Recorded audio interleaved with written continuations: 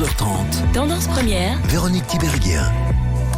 Avouons-le, quand nous entrons dans un musée, nous sommes pleins de bonnes intentions, mais nous avons peut-être tendance à ne pas nous arrêter suffisamment devant les œuvres, à éviter, ou en tout cas à ne pas savoir toujours comment ressentir des émotions. Et pourtant, des émotions, elles sont présentes. Si nous prenons un tout petit peu le temps et un peu la peine de nous arrêter et pourquoi pas d'utiliser des techniques de méditation, eh bien, vous seriez peut-être surpris de ressentir des choses que vous n'aviez pas imaginées. Vous n'y arrivez peut-être pas seul, eh bien, il existe des personnes qui sont là pour vous guider. Et parmi celles-ci, notre invitée, Marjane Abadi, qui était avec nous. Bonjour. Bonjour. Vous allez nous parler effectivement de pleine conscience et d'art et du lien qui existe entre les deux. Et j'invite évidemment nos auditeurs, s'ils ont éprouvé parfois des sentiments ou des émotions particulières devant certaines œuvres d'art, à les partager avec nous et à nous expliquer s'ils ont été surpris, s'ils ont eu un moment particulier, est-ce qu'ils se sont mis en condition pour ressentir ces émotions, devant quelle œuvre d'art et à quel moment cela se produisait-il, qu'ils n'hésitent pas à le faire par SMS au 60 31 75 centimes le message ou par courriel à tendancepremière@rtbf.be ou sur la page de la première de notre émission de Tendance Première.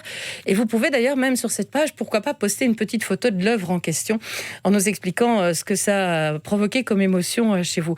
Mais c'est vrai qu'on n'a plus l'habitude aujourd'hui dans un musée de prendre le temps. Alors, je suis pas une généralité, c'est pas le cas de tout le monde, mais quand même, souvent, on est pressé et on va très vite. Mais je pense que c'est aussi l'envie un peu de consommer. On est là, on a envie de voir plus. Ça part d'une bonne intention. On a envie de se nourrir de toutes ces beautés qui sont là. Et finalement, on en vient à n'en voir aucune. C'est un peu comme si on se trouvait dans un jardin de roses sans avoir eu l'éducation préalable du Petit Prince pour juste apprécier sa rose à lui. Ouais. Et alors parfois les conditions n'y sont pas non plus. C'est vrai que dans certaines expositions, on vous demande d'aller vite parce qu'il y a du monde. Alors on vous autorise à passer d'une salle à l'autre, mais vous n'avez pas le temps de vous arrêter devant les œuvres. Et on va voir que pourtant c'est essentiel. Mais vous êtes arrivé dans le mindful art par la pleine conscience, dans un premier temps, et la méditation. Qu'est-ce qui vous a amené dans cet univers-là ? En fait, ma mère était peintre, donc j'ai grandi presque avec un pinceau à la main et j'avais le droit de peindre partout. Et je ne sais plus, à 4-5 ans, mon choix s'était posé sur Da Vinci comme mari. Donc, oui, écoutez, c'est concept, mais c'est très bien. C'est ambitieux. Donc c'était pas, c'est quelque part un retrouvaille pour moi, c'est-à-dire revenir vers et proposer quelque chose dans l'univers de l'art me permettait de reprendre contact d'abord avec moi, avec cette partie de moi qui, ni en tant qu'ingénieur, ni en tant qu'enseignant de mindfulness, je pouvais toucher. Et aussi l'aspect donc l'aspect multiculturel, parce que je mélange énormément de poésie persane avec ces visites qui rajoutent au fait que ce n'est pas seulement une œuvre faite par quelqu'un qui vivait au XVIIIe siècle, mais cette personne peut nous parler des émotions, du ressenti humain qui est la nôtre aujourd'hui et qui était celui de quelqu'un d'autre, d'un poète qui vivait peut-être il y a 800 ans. Et ces va-et-vient culturels, ces va-et-vient nous permet quelque part d'aller au-delà de nos codes habituels et de voir derrière les codes le sensible. C'est ça. Parce que très souvent aussi, en visitant les musées, on est amené à déchiffrer et décoder. Oui. Et ça nous éloigne un peu plus du sensible et de l'émotif. Quand vous parlez de décoder, si par exemple on prend une œuvre d'art, la décoder, c'est juste voir à froid les couleurs, la technique, ce genre de choses. Et c'est une barrière aux émotions ? Ça pourrait être, ça fait partie de la compréhension, de se dire, waouh, c'est une œuvre très caravagesque, il y a du clair-obscur, ainsi de suite. Mais dans l'évolution cérébrale, on commence par ressentir, un bébé ressent les émotions avant de toucher le conceptuel. Et donc, quelque part, on boucle dans le conceptuel et il s'agit de revenir à l'émotionnel et sensoriel. Donc, la méditation, la mindfulness n'est qu'un outil pour nous permettre de redécouvrir notre état de bébé. Découvrir ces œuvres d'art avec un autre regard, c'est ce que vous proposez d'ailleurs. Normalement, je le disais, vous allez dans les musées, vous accompagnez des groupes de personnes et vous leur apprenez, à travers la méditation et les techniques de la méditation, à regarder différemment l'œuvre. Tout à fait. C'est-à-dire, c'est quoi, si je comprends bien, c'est quoi la différence, le différemment? C'est que, comme vous le signaliez tout à l'heure, Véronique, quand on arrive devant une œuvre d'art, très souvent, ça m'est arrivé aussi, on regarde c'est qui le peintre, est-ce que je le connais, donc on déroule notre référentiel. Oui. Et là, il s'agit de poser un regard sur qu'est-ce que ça me fait, mais il y a tout un tas de mécanismes en nous qui nous empêchent à arriver à qu'est-ce que ça me fait. Et donc, la méditation, la pleine conscience, c'est une aide, mais pas que. En fait, Rumi, qui est un poète persane d'il y a 800 ans, explique ça très bien. Il dit il y a deux sortes d'intelligence. Il y a une intelligence cérébrale qui vient en apprenant par les livres, par les maîtres, et une intelligence qui vient toucher une lumière qui est à l'intérieur de vous. Oui. Et c'est cette deuxième que moi je vise à partager, à faire jaillir chez chacun. Donc ce que quelqu'un voit n'est pas du tout celui que son voisin voit, parce qu'on est par essence différent. Donc c'est juste ouvrir la porte pour que cette différence puisse se faire jour pour chacun d'entre nous. Donc c'est aussi un contact avec soi. Ouais. C'est à travers les techniques de la méditation et de la pleine conscience qu'on arrive à faire ce chemin? Pas que. Pas que. Pas que. Parce que les techniques de la pleine conscience nous permettent d'aller au-delà on pose les bases, d'aller au-delà de nos préjugés, de nos attentes. Par exemple, ça m'est arrivé, surtout en entreprise, quand vous montrez une œuvre avec un Christ au milieu. Ouais. Il y a à parier qu'il y a une grande partie des personnes qui se disent « mais qu'est-ce que ça fait là ?» Et c'est exactement là pour qu'on puisse voir ce que ça nous fait, parce que ces mêmes préjugés, on va les avoir par la suite ailleurs avec d'autres personnes qu'on va rencontrer. Et donc, un autre aspect de la pleine conscience, c'est peut-être aussi la patience. Prendre le temps. Des fois, on passe 1 heure devant une œuvre d'art, alors que les statistiques sont là. En général, c'est moins de 30 secondes. Ah oui, c'est rapide. Hein. C'est super rapide. Il y a des statistiques, je pense on les a citées sur le site, nos sources, qui sont hallucinants en termes de nombre d'heures passées, nombre de secondes passées devant une œuvre d'art. Et maintenant, j'ai justement, parce que j'ai Maria qui a réagi en nous expliquant que souvent, quand elle va vite dans un musée, c'est parce qu'il n'y a pas de place pour s'asseoir ou qu'il n'y a rien prévu pour s'asseoir. Et c'est vrai, je suis d'accord avec elle, il y a de nombreux musées où vous ne pouvez pas vous asseoir et prendre ce temps. Et la station debout devant une œuvre, c'est pas l'idéal non plus, à moins que je me trompe et qu'on arrive quand même, mais il faut pouvoir se poser quelque part. Et les musées permettent pas vraiment ça aujourd'hui. Il y a une volonté de faire circuler beaucoup dans les musées. Oui, je pense que c'est quelque chose qui a tendance à apparaître, notamment avec la seniorisation de la population. Oui.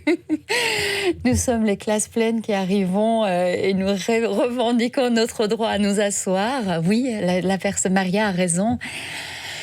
Il faut se mettre en condition et ça fait partie aussi des surprises de ces séances qu'on a mis en place via Zoom, c'est que les personnes se trouvent tranquillement dans leur canapé, sans la pression d'être mal à l'aise debout, mais c'est aussi sans la pression de la gourmandise pour tous les autres œuvres d'art, qui est une pression plus interne, ou les autres personnes qui voudraient profiter du même œuvre dont vous êtes devant. Donc il y a tout ça qui fait pression.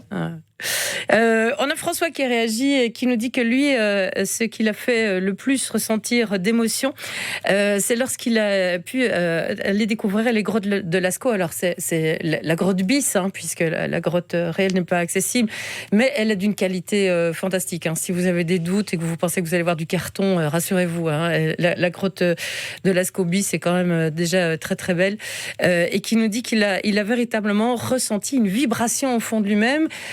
Et il s'est dit, c'est comme si les temps anciens venaient me parler et venaient me faire ressentir des choses. J'ai senti quelque chose de très animal, et il nous dit. Et je trouve ça fantastique comme témoignage. Absolument, c'est magnifique. Ça montre que si les conditions sont là, oui. Si je vais pour ressentir, si je vais pour me laisser... apprivoiser le renard, je peux. Et on a eu aussi des réactions très émues quand on a géré on a mis en place une session avec une statuette d'une autre grotte, Brassampuy en France, qui fait 3,5 cm. Oui, tout à fait. Et elle est minuscule. Oui. Et les personnes sentir que c'est comme si elle était là, à côté de nous, alors qu'elle a 25 000 ans, c'est très émouvant. Oui. On va revenir évidemment sur tout cela. On va venir aussi reparler de la transculturalité que vous mettez en avant, mais de tout ce que ça apporte aussi de pouvoir ressentir ces émotions. Et Dieu sait qu'aujourd'hui, nous avons besoin aussi de ce type d'émotions-là pour contrer aussi toute cette négativité, ce stress qui peut parfois nous envahir. Souvent malgré nous aussi, parce que nous avons tous évidemment envie d'être des combattants et des survivants, mais ressentir, c'est une évidence pour certains, mais pas pour tout le monde aujourd'hui. Donc on va en reparler, ce sera juste après une page de pub. Tendance première.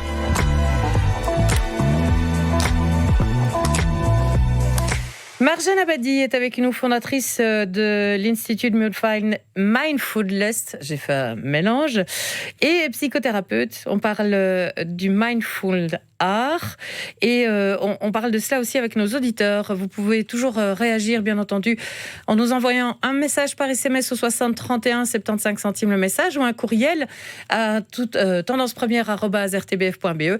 La page Facebook de notre émission qui est là également, évidemment, pour recevoir vos témoignages. Est-ce qu'il y a des œuvres qui vous ont en particulier touché par rapport à d'autres ? Est-ce que vous vous êtes senti emporté avec des émotions que vous n'attendiez pas devant certaines œuvres d'art ? Et alors tout type d'œuvres, parce qu'on a parlé de Lascaux il y a quelques instants. C'est pas forcément à ça qu'on pense dès le départ, mais c'est un bel exemple aussi. Et par exemple, moi, en ce qui me concerne, c'était les tulipes de Jeff Koons au musée Guggenheim à Bilbao, où la première fois, je me suis dit, je m'attendais pas à ressentir cette émotion-là, où j'ai trouvé que c'était tellement fin et fragile que je me suis sentie moi-même fragile à ce moment-là, alors que je ne m'y attendais pas. Et donc voilà, ce sont des émotions qui parfois nous surprennent et sur lesquelles il est parfois aussi intéressant de s'arrêter. Encore faut-il pouvoir se donner les moyens de ressentir. Aujourd'hui, c'est compliqué quand même, Marjane. Je ne sais pas si c'est qu'aujourd'hui, parce que nous faisons partie d'une génération où le savoir a été extrêmement valorisé. On a passé des années et des années derrière les bancs de l'école pour l'acquérir. Et il n'y a pas eu la même intention et la même attention pour nous faire découvrir nos émotions. Et très souvent, beaucoup d'entre nous, à l'âge adulte, ont commencé à faire un chemin vers leur intérieur, leur intériorité, la découverte de leurs émotions, qui sont là pour nous indiquer ce dont nous avons envie, nous indiquer ce qui fait sens pour nous. Donc, une partie essentielle. En effet, c'est un apprentissage, mais on peut l'apprendre même adulte. Parmi les œuvres d'art qu'on nous cite aussi des partitions de musique. Certains nous parlent de Mozart, d'autres de musique de film en particulier. Ça fait partie évidemment de cela aussi. Et quand on parle de mindful art, est-ce que l'art en question est limité à quelque chose ou est-ce qu'on peut travailler sur tout ? Les trajets que je mets en place dans les musées ou dans les lieux d'architecture remarquables sont en lien avec les arts picturaux ou bien pictural ou bien les espaces. Oui. En effet, la musique a également cette faculté d'aller toucher nos fibres sensibles. Mais cette pratique de mindful art, je le mets en place. Je fais des méditations avec des gens qui m'accompagnent, mais le protocole mindful art dont on parle aujourd'hui, oui. C'est vraiment un protocole écrit pour les œuvres picturales. C'est ça. Mais il n'empêche que s'arrêter en écoutant quelque chose qui nous émeut, c'est aussi travailler sur ses émotions intérieures. Absolument, c'est quelque part muscler nos muscles émotionnels. J'aime bien les muscles émotionnels. Sabine nous dit, moi c'est devant des autoportraits que j'ai de belles émotions. Regardez le peintre qui me regarde, le regarder c'est vertigineux. Absolument, c'est un miroir qui se met devant un miroir, qui se met devant un autre, c'est absolument magnifique, tout à fait. Dans ces techniques que vous développez, quel est enfin, j'imagine que tout le monde ne doit pas ressentir la même chose. Mm-hmm. C'est pas un trajet pour. C'est justement pouvoir sortir des codes parfois dans lesquels on nous enferme en nous disant telle œuvre d'art est splendide, elle est superbe, regardez cette force, cette émotion, et en fait vous la regardez, vous ressentez rien. C'est pas là-dedans qu'on est en train de jouer. Et chacun ressent des choses différentes. Absolument. C'est un point. Découvrir notre unicité, c'est aller à la rencontre de ce que moi, en tant qu'être humain unique avec mon histoire, je peux ressentir. C'est ça. Et prendre le temps d'y goûter, parce que c'est à partir du moment où je l'ai identifié, je le nomme, que je peux aller de façon authentique à la rencontre de l'autre, que ce soit un autre être humain dans le groupe ou en dehors du groupe de méditation, ou l'œuvre d'art qui est là et qui est là pour me regarder, me refléter quelque chose. Vous me disiez, c'est aussi se réconcilier avec les hommes des autres époques. Oui. Avec les êtres humains des autres époques. On est fâché avec eux ? Je ne sais pas si j'ai utilisé le mot réconcilier. Si c'est là, c'est parce que j'ai le trac d'être à la radio. C'est sentir à quel point nous sommes un continuum d'êtres humains ayant vécu des choses qui nous émeuvent. Peut-être que la dame de Brassampouille, il y a 25 000 ans, était face à un tigre à dents de sabre et qu'aujourd'hui, nous, on en rencontre très peu et que c'est ça qui lui faisait peur. Nous, on a d'autres peurs. Le peur de l'inconnu est ancré au fond de chaque être humain. On a besoin de stabilité et on voit, par exemple, avec le Covid-19, comment est-ce que les peurs reviennent sans même qu'on puisse les toucher, les nommer.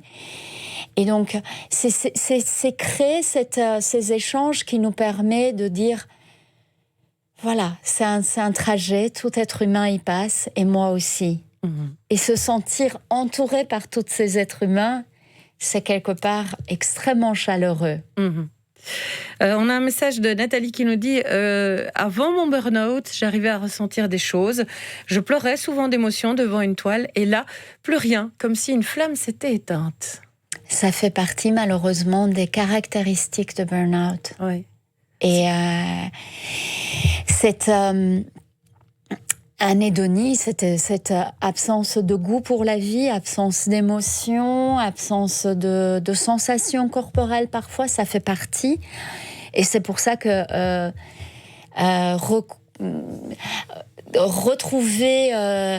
nous retrouver après un burn-out prend du temps, nous reconstruire prend du temps, et c'est un travail de chaque jour. Et ça peut aider le mindful art justement à retrouver, enfin à se réconcilier avec ces émotions-là. Le terme réconcilier n'est pas galvaudé.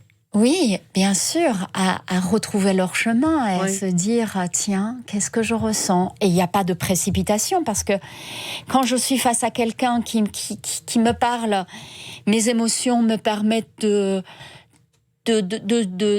mieux cibler ce que je vais dire, et c'est au tac au tac, alors que devant une œuvre d'art, on a tout notre temps, ça a traversé déjà 3 siècles, ça peut attendre 2 heures. On a Bernard qui demande si ça a un rapport avec le syndrome de Stendhal, qui est ou qu'on appelle aussi le syndrome de Florence, qui est ce surplus d'émotions que l'on ressent devant... alors ici, c'était pour le cas de Stendhal, c'était justement dans la ville de Florence. Tant de beauté, tant d'art, vous fait ressentir trop de choses et vous provoque des malaises. Je n'ai jamais rencontré lors de ces sessions que je donne depuis 2 ans des personnes qui étaient saisies de malaise. Oui. Je me rappelle qu'en ayant visité certaines villes, Alhambra ou Florence, ou même en ayant vu ce que une des constructions d'Horta était devenue, donc un ramassis de pierres, j'en ai pleuré. Et c'est juste de la sensibilité, en tout cas dans ce cas-là, mais je ne sais pas comment est-ce que c'est le trop. Le trop, c'est comment ? Est-ce que c'est un jugement extérieur ? Est-ce que quand c'est les choses qui nous dérapent ? Peut-être qu'une partie de faire la paix avec les émotions, c'est juger ce curseur de trop. Oui. C'est s'en faire ami. On l'a appelé comme ça parce que je pense que Stendhal avait eu... des vertiges et des malaises et des hallucinations en visitant, je pense que c'était la ville de Florence, mais ça il faudrait que je vérifie. Par contre, Wikipédia nous signale que c'est fort rare quand même comme syndrome, donc voilà, ça fait partie des choses. Alors, on a aussi Marie qui nous dit quand je vais au musée, c'est pour voir de la beauté, et en cours de visite, je me sens gonflée de beauté. C'est une plénitude très forte comme sensation. J'ai ressenti ado beaucoup d'émotions quand je suis allée au musée d'art moderne de Bruxelles avec l'école. J'ai vraiment été frappée devant le portrait d'une jeune fille assise, triste et qui regarde le spectateur. Une peinture de Modigliani. Elle me parlait, je me suis assise dans sa position car elle était moi. Et je communiquais ma tristesse avec elle, on se donnait de l'empathie. J'ai eu une communication intellectuelle aussi avec les ambassadeurs d'Holbein à Londres. Il y a beaucoup de choses à comprendre d'une époque grâce à un tableau. Enfin, j'ai encore énormément d'émotions aujourd'hui devant une robe magnifique au musée de la mode et dentelle à Bruxelles. Je suis couturière et j'adore l'histoire de la couture. Et une robe ancienne est une véritable œuvre d'art qui me gonfle d'excitation. Magnifique. Ouais. Donc, ça montre à quel point c'est une faculté qui est là et qui, chez certains, heureusement, cette faculté est présente, cette faculté de se mettre en empathie, parce que c'est à travers cette empathie qu'on peut prendre contact avec une œuvre qui a des centaines, voire des milliers d'années. Et donc, pour d'autres, il s'agit d'apprendre à faire ce chemin-là. Et juste pour étayer ce que Marie vient de dire, il y a un neurologue qui travaille énormément sur l'aspect neurologique de l'art. Et il dit qu'en fait, le cerveau a 2 fonctions. Nous permet de rester en vie, mais avoir envie de vivre. Et la fonction beauté, et donc il y a le plaisir et la connaissance. Donc c'est Pierre Marquis qui vient de sortir un livre, et c'est extrait d'un article qui est sur Le Monde, qui dit « Quand la science prouve que l'art fait du bien ». L'art fait du bien, et on va encore vous le prouver, bien entendu, avec vos réactions qui peuvent toujours nous arriver sur la page Facebook ou par SMS au 60 31 de Luminers. De retour avec Marjane Abadi pour nous parler de Mindful Art. Alors, on va évidemment parler, Marjane, dans un instant, des dispositions particulières, parce qu'on peut être surpris que nous parlions d'aller voir des œuvres dans des musées. Pour le moment, ça n'est pas possible. Pour autant, ce n'est pas interdit non plus de regarder des œuvres à travers des écrans, certes, mais même à travers les écrans, eh bien, on peut arriver à ressentir des émotions. D'ailleurs, on va reprendre aussi vos messages qui nous sont arrivés par SMS au 60 31 75 centimes le message, ou sur la page Facebook de notre émission. Tendance première. Véronique Tiberghien. On a Agathe qui nous dit en passant en 5 ans d'histoire de l'art, on ne m'a jamais demandé de ressentir une émotion. Il m'a fallu plus de 10 ans de déconstruction pour me reconnecter à mes émotions artistiques. Maudit savoir savant, nous dit Agathe. C'est exactement ce que disait Rumi. Oui. Il y a 2 types de savoir. Un savoir qui nous alourdit et un savoir qui nous rend plus légers. Et je pense que le tout, c'est qu'on puisse en être conscient et qu'on puisse savamment doser les deux et accéder aux deux. C'est ce qu'il y a de mieux. Ouais. France nous dit, j'ai une reproduction de La Dentelière de Vermeer. Pour moi, cette dame nous écoute, tout en étant attentive à ce qu'elle fait. Une belle présence. Magnifique. Qu'est-ce qu'on doit... quelles sont les conditions les plus, on va dire, les plus simples à mettre en place pour ressentir des émotions devant une œuvre en se doutant bien que certaines œuvres vont nous laisser insensibles, hein, c'est pas non plus automatique. Mais si on perçoit quelque chose, qu'est-ce qu'on doit faire pour se permettre ces émotions ? Déjà, ne pas se forcer à ressentir. C'est ça. Ne pas attendre de ressentir. Noter comme ça dans l'esprit quand on a des jugements. Est-ce que c'est vraiment bien fait, pas bien fait ?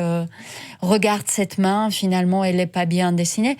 Dans beaucoup d'œuvres, vous allez voir que là où le peintre voulait vous attirer, c'est très, très détaillé. Et les endroits où il voudrait vous éloigner, c'est moins détaillé. Donc, si on se prend dans les pièges de comparaison technique, de comparaison avec quelqu'un d'autre qui est à côté de nous, qu'on voit tout ému. Se laver de toutes ces attentes est une belle porte déjà.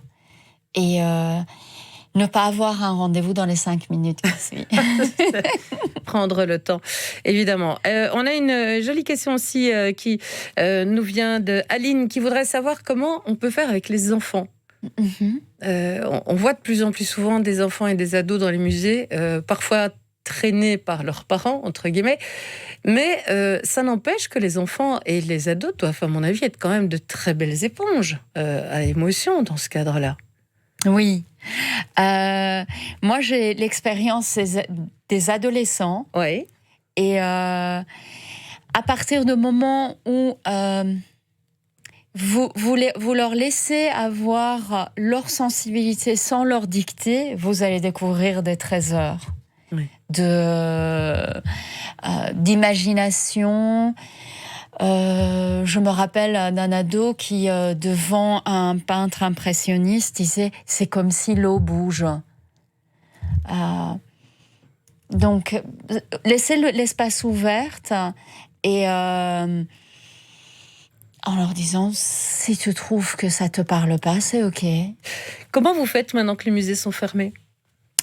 Nous, on propose... alors, il y a plusieurs façons. Nous, on propose des rendez-vous bimensuels. Oui. Simplement parce que dans cette période que nous traversons, on est tous sur le même bateau, c'est-à-dire avec des changements de cadre, des incertitudes qui nous stressent et qui nous déstabilisent. Et donc, ces rendez-vous bimensuels sont là pour nos concitoyens. C'est des rendez-vous gratuits. Ils font des dons. Et à notre tour, on fait un don à des organismes qui travaillent au lien social.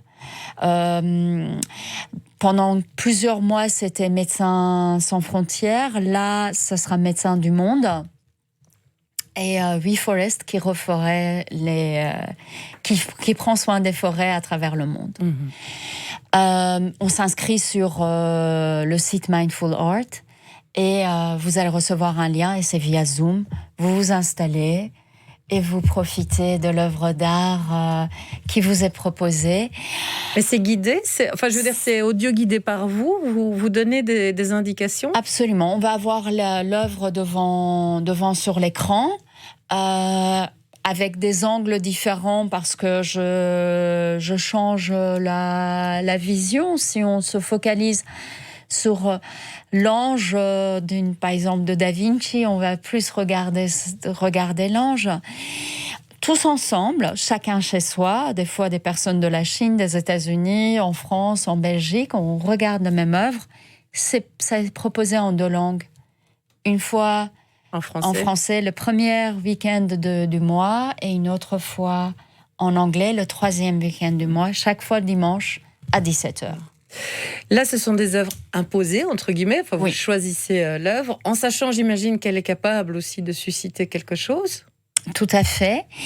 Et c'est des œuvres que nous choisissons à la fois parmi les œuvres connues et des fois des œuvres qui peuvent ne pas être connues du tout. Par exemple, des œuvres ou que des connaisseurs. Par exemple, une œuvre qui peut se trouver dans un musée à Namur et dans nos programmations à venir. Mais il y a aussi des musées qui viennent nous voir parce que l'avantage de cette pratique, c'est que on n'a pas les aléas d'une programmation habituelle. Oui. C'est-à-dire un musée qui vient nous trouver, c'est que c'est une activité qui va pouvoir tenir, qu'il y ait confinement ou pas. Il y a aussi des entreprises qui viennent nous voir pour recréer du lien, beaucoup de ressources humaines, beaucoup de directeurs d'entreprises nous parlent de manque de lien qui devient un problème au niveau des équipes. Et donc, on fait des team building à travers une œuvre d'art pour régénérer du dialogue, d'échange et se nourrir du beau. On a un besoin fondamental en tant qu'être humain, c'est d'être au contact, pas seulement du fonctionnel, mais du beau et du transcendant. Ce prochain rendez-vous, il aura lieu le 6 décembre pour la partie francophone. Le 6 décembre de 17h à 18h. Et pour en savoir plus, je vous invite effectivement à aller sur le site de mindfulart.eu, si je ne me trompe pas, et mindful-art.eu pour vous inscrire à cette séance et découvrir à la fois la méditation, la pleine conscience et redécouvrir une œuvre d'art et voir un petit peu comment ça peut susciter chez vous des émotions ou des réactions diverses. Et recréer du lien, évidemment, on en a besoin. Soutenir aussi la culture, et dès que les musées seront rouverts, n'hésitez pas à vous précipiter, évidemment, pour aller découvrir certaines de ces œuvres. Enfin, vous précipitez, on s'entend bien, évidemment, en fonction des mesures qui seront mises en place aussi, bien entendu. Mais n'hésitez donc pas, et lorsque vous ressentez une émotion, ne la retenez pas. Et ne vous posez pas trop de questions pour savoir pourquoi. D'abord, vivez-la. Et cela vous permettra aussi de vous recentrer sur vous-même. Merci beaucoup, Marjane. Merci à vous d'être venu dans cette émission. Et pour reprendre vos derniers messages qui nous sont arrivés par SMS, celui de Déborah qui nous dit: afin de partager, de continuer à faire vivre des émotions et des histoires, nous avons décidé avec la Vénerie et l'espace Delvaux que j'exposerai mes photos sur les backstage bruxellois et parisiens à partir de demain sur leurs vitres. Pour que la personne puisse rentrer dans la photo, elle sera accompagnée d'un texte. Si la culture ne peut pas rentrer par la porte, alors nous l'exposerons par la fenêtre, nous dit Déborah. Et puis ce dernier message: je suis tombée amoureux du duc de Bourgogne, Antoine, le fils de Bâtardot de Philippe le Bon, à travers une toile. Donc merci pour vos messages sur ce dossier sur Mindful Art. Dans quelques instants, on ouvre un autre dossier. C'est un dossier très lourd, il comporte beaucoup de poches, c'est celui qui concerne Magali Mertens.